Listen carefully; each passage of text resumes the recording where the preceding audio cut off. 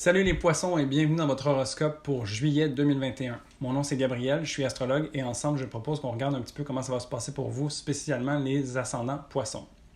Je vous conseille vraiment de regarder cette vidéo par rapport à votre ascendant afin de savoir c'est quoi les sujets qui vont vraiment être abordés par les différents transits qu'on va regarder ensemble. On débute le mois avec Mars et Vénus qui sont en opposition à Saturne et en carré à Uranus.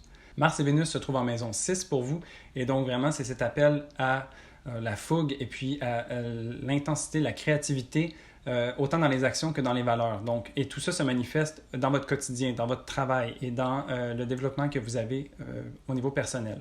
C'est en opposition avec Saturne qui se trouve en maison 12 et donc qui appelle à un calme ou à un certain silence, donc à un certain retrait. Peut-être que c'est intéressant de voir se manifester autant de fougue à travers le quotidien, mais c'est comme si c'était un rappel aussi de garder une certaine intériorité et d'avoir un certain recul ou un retrait pour s'assurer de rester cohérent, de ne pas se laisser trop emmener par cette énergie du feu et puis perdre un petit peu de vue qui on est vraiment.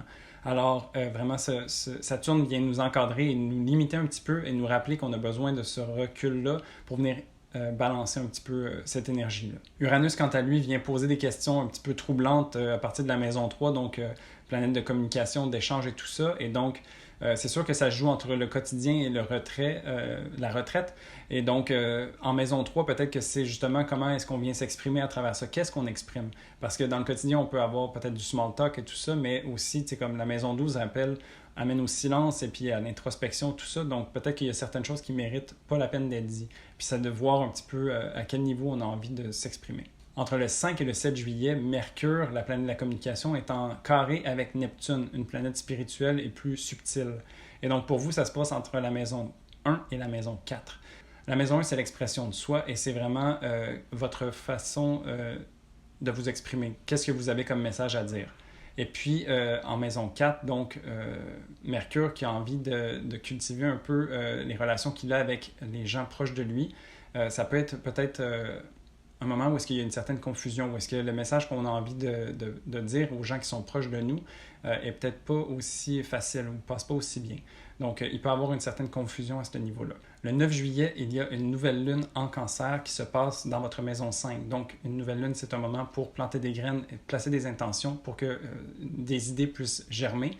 Et puis, ça se passe dans la maison de la créativité pour vous et du plaisir. Donc, vraiment, c'est de voir comment est-ce que vous pouvez cultiver ou couver un peu ce bien-être que vous pouvez avoir, cette créativité que le cancer nous offre, et puis comment vous pouvez avoir du plaisir et vous laisser aller dans cette sensibilité-là ou cette subtilité-là. Entre le 11 et le 15 juillet, Vénus et Mars se rejoignent dans le signe du Lion, donc en maison 6 pour vous, pour vraiment venir ajouter cette dose de feu très assumée et très authentique. Donc, il y a un désir d'avoir cette énergie-là qui vient se manifester dans votre quotidien, au niveau des valeurs, des choix et tout ça, et qu'est-ce que vous allez décider de faire.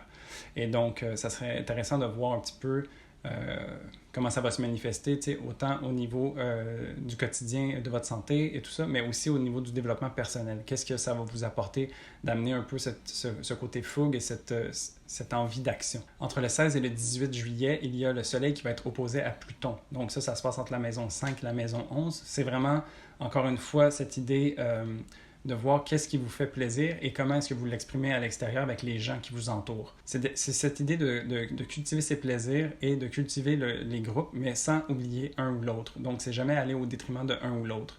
Et puis, il peut y avoir certains jeux de pouvoir aussi avec une opposition avec Pluton et le Soleil. Et puis, c'est de trouver, dans le fond, cet équilibre-là entre soi et les autres et de jamais s'oublier dans l'équation. Pour le 23 juillet, il y a une pleine lune en Verseau qui se passe dans votre maison 12. Donc vraiment, une pleine lune, c'est un moment où est-ce qu'on peut manifester, où est-ce qu'on peut se délester de choses qui ne servent plus. Et puis ça se passe en maison 12 pour vous. Alors c'est vraiment ce moment où est-ce qu'il y a un retrait qui est nécessaire peut-être pour venir faire ce travail intérieur-là et puis vous permettre de renaître à nouveau. Donc vraiment, ça va être une pleine lune qui va nous permettre de décharger beaucoup de choses et puis nous permettre de reconnecter avec l'essence divine qui nous habite et puis l'essence qui est unique à nous, notre originalité et qu'est-ce qu'on a envie de manifester. Donc c'est vraiment ce travail intérieur qui va venir générer quelque chose de nouveau éventuellement vers l'extérieur. Et pour finir, le 28 juillet, Jupiter revient en Verseau, donc et vient terminer en maison 12 ce travail qu'il a entamé au début de l'année 2021. C'est un travail un petit peu plus intérieur de moine où est-ce que c'est plus silencieux. c'est peut-être des occasions de retourner à soi et de cultiver un petit peu cette tranquillité intérieure pour trouver des perles qui peuvent nous permettre éventuellement d'aller générer des opportunités qui peuvent être intéressantes à vivre à l'extérieur. Donc, c'est vraiment un travail qui a besoin d'être fait pour nous permettre de se libérer de ces choses-là et de faire l'entièreté du travail qui est demandé ici. Donc, de reconnecter avec son côté unique, son originalité et tout ça. Et puis, ben, l'année prochaine, ça va vraiment plonger dans le poisson, donc ça va plonger dans votre maison 1, puis ça va vraiment ouvrir de nouvelles portes. Et donc, c'est important de terminer le travail qui est demandé en Verseau. Et donc, voilà, ça fait le tour de l'horoscope pour vous. Je vous souhaite un très beau mois de juillet. Et puis, sur ce, moi, je vous dis à dans un mois pour un prochain horoscope. Salut!